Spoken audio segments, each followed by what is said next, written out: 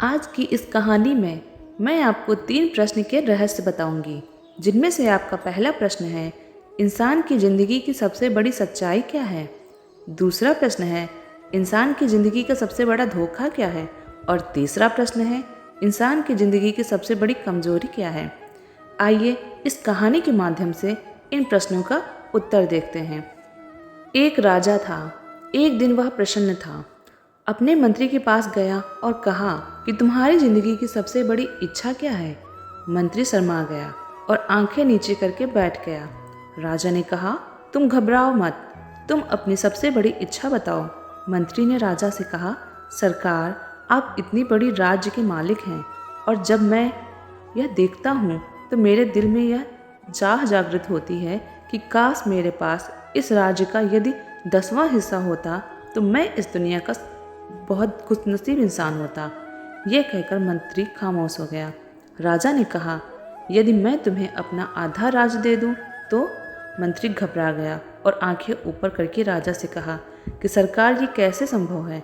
मैं इतना खुशनसीब इंसान कैसे हो सकता हूँ? राजा ने दरबार में आधे राज्य के कागज तैयार करने की घोषणा की और साथ ही साथ मंत्री की गर्दन धड़ से अलग करने का ऐलान भी कराया। यह सुनकर मंत्री बहुत घबरा गया।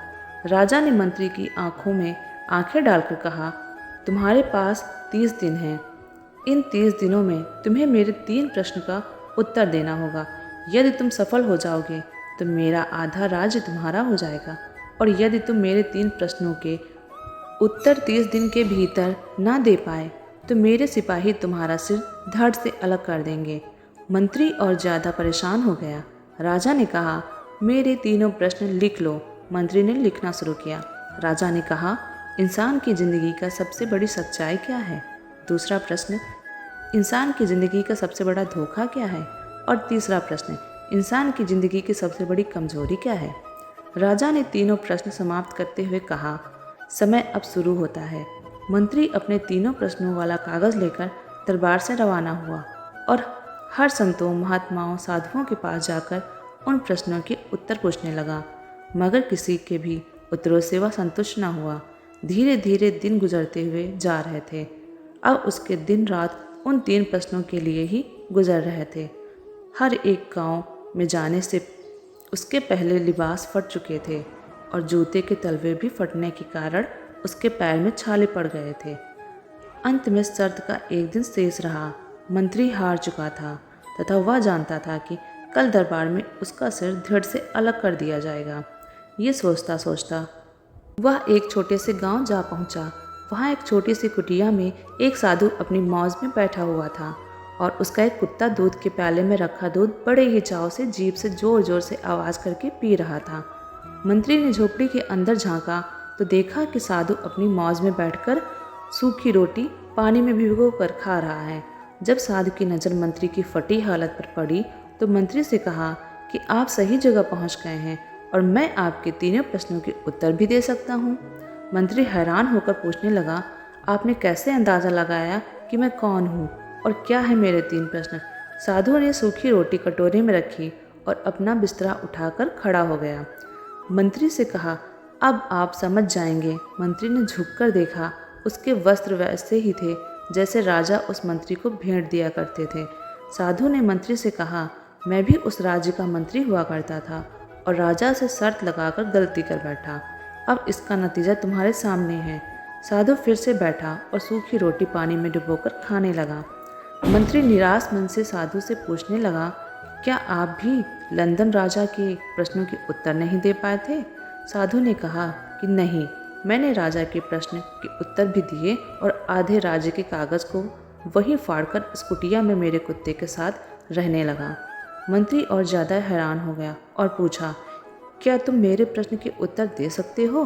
साधु ने हाँ में सिर हिलाया और कहा, मैं आपके 2 प्रश्नों के उत्तर मुफ्त में दूंगा, मगर तीसरे प्रश्न के उत्तर में आपको उसकी कीमत अदा करनी पड़ेगी। अब मंत्री ने सोचा, यदि राजा के प्रश्नों के उत्तर ना दिए ना तो राजा मेरे सिर को धड़ से अलग कर देगा, इसलिए उसने बिना कुछ सोचे समझे साधु की शर्त मान ली। साधु ने कहा, तुम्हारे पहले प्रश्न का उत्तर है मौत। इंसान की जिंदगी की सबसे बड़ी सच्चाई मौत है। मौत अटल है और ये अमीर गरीब राजा साधु किसी को नहीं देखती। मौत निश्चित है। अब तुम्हारे दूसरे प्रश्न का उत्तर है जिंदगी। इंसान की ज़िंदगी का सबसे बड़ा धोखा है जिंदगी। इंसान ज़िंदगी में झूठ, फरेब और बुरे कर्म करके इसके धोखे में आ जाता है। अब आगे साधु चुप हो गया। मंत्री ने साधु से वचन के अनुसार शर्त पूछी तो साधु ने मंत्री से कहा कि तुम्हें मेरे कुत्ते के प्याले को जूठा दूध पीना होगा। मंत्री असमंजस में पड़ गया और कुत्ते के प्याले का झूठा दूध पीने से इनकार कर दिया, मगर फिर राजा द्वारा रखी शर्त के अनुसार सिर धड़ से अलग करने का सोचकर बिना कुछ सोचे समझे कुत्ते के प्याले का झूठा दूध बिना रुके एक ही सांस में पी गया। साधु ने उत्तर दिया कि यही तुम्हारे तीसरे प्रश्न का उत्तर है, मजबूरी। इंसान की ज़िंदगी की सबसे बड़ी कमजोरी है मजबूरी। मजबूरी इंसान को ना चाहते हुए भी वह काम कराती है जो इंसान कभी नहीं करना चाहता। जैसे तुम भी अपनी मौत से बचने के लिए और तीसरे प्रश्न का उत्तर जानने के लिए एक कुत्ते के प्याले का झूठा दूध पी गए। मजबूरी इंसान से सब कुछ करा देती है। मगर अब मंत्री बहुत प्रसन्न था क्योंकि उसके तीनों प्रश्नों के उत्तर मिल गए थे। मंत्री ने साधु को धन्यवाद किया और महल की ओर चल पड़ा। उसके मन के भय के साथ साथ उसकी राज्य पाने की लालसा भी समाप्त हो चुकी थी। महल पहुंचकर उसने राजा के सभी प्रश्नों का सविस्तार उत्तर देकर राजा की शर्त को पूर्ण किया।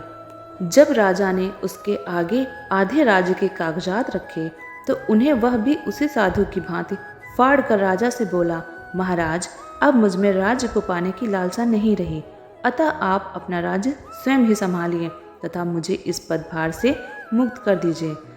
राजा ने मंत्री पर प्रसन्न होकर उसे उसके पदभार से मुक्त कर दिया।